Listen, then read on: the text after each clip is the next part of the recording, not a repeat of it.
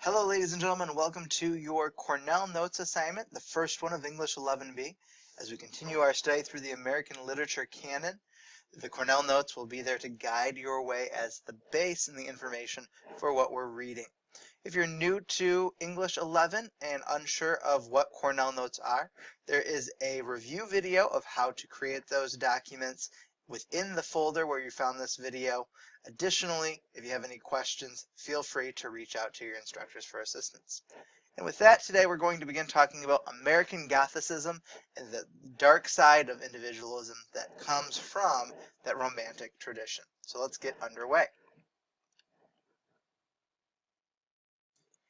H.P. Lovecraft once wrote, "The oldest and strongest emotion of mankind is fear, and the oldest and strongest kind of fear is fear of the unknown."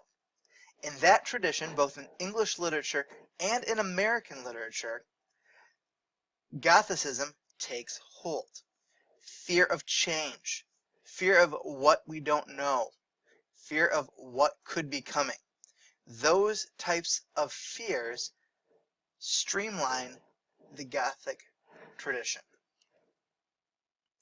Set in an ancient castle where strange and terrifying events take place, Horace Walpole's The Castle of Otranto, written in 1765, spawned the Gothic tradition in English fiction. 18th century readers fell in love with the novel's weird setting and macabre plot, and over the next century, Gothic novels of varying literary quality poured from the presses.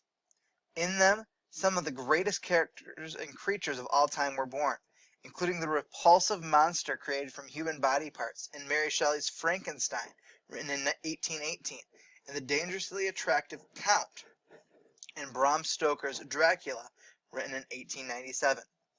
Today, Anne Rice's sexy vampire, Lestat, owes his immortal life to the Gothic tradition.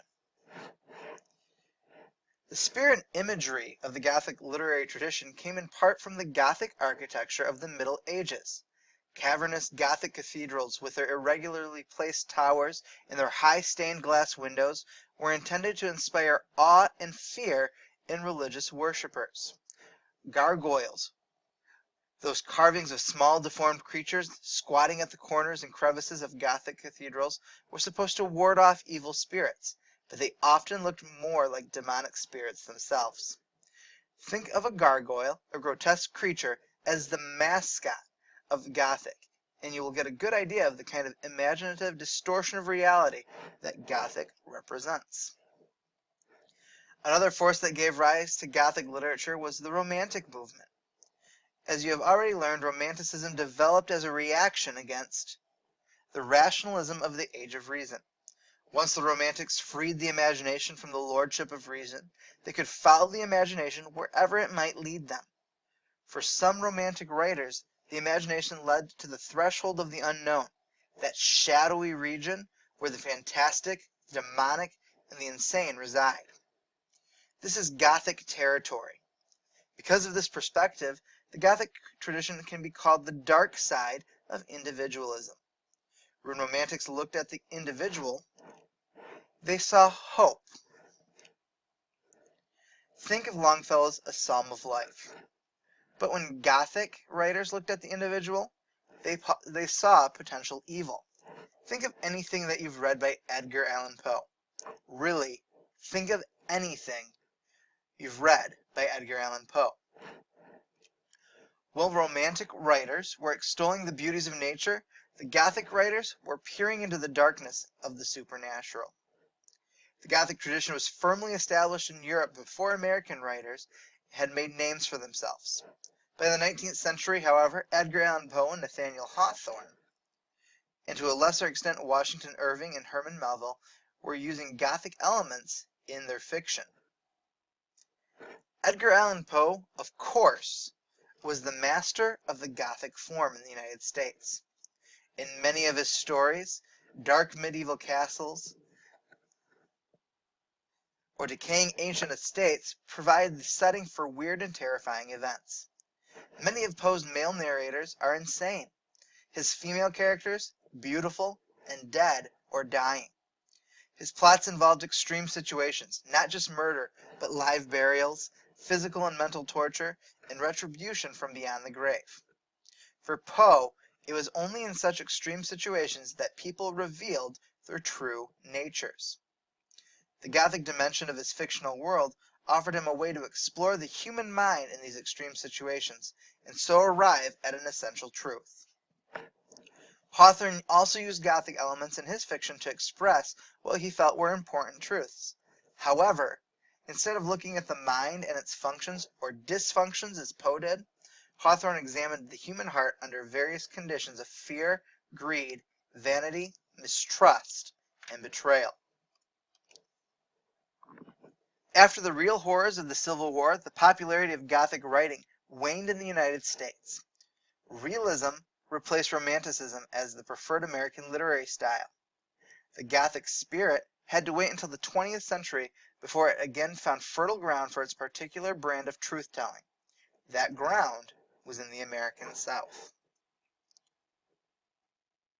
Modern Southern writers such as diverse as William Faulkner, Carson McCullers, Truman Capote, and Flannery O'Connor are sometimes grouped together in the category of Southern Gothic because of the gloom and pessimism of their fiction.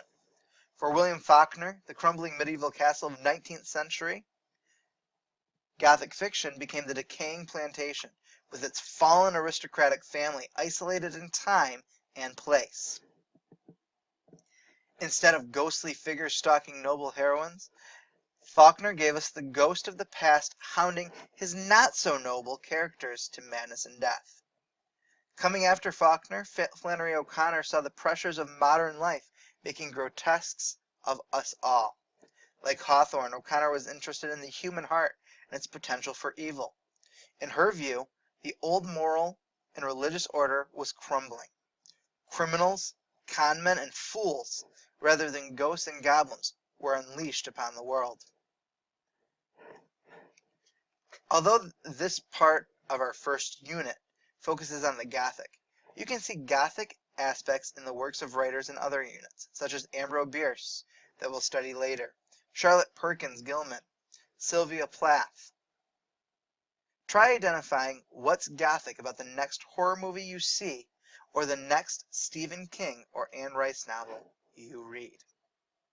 In this unit, we're going to be looking at, very briefly, 3 American Gothic pieces: Edgar Allan Poe's The Fall of the House of Usher, William Faulkner's A Rose for Emily, and Flannery O'Connor's The Life You Save May Be Your Own.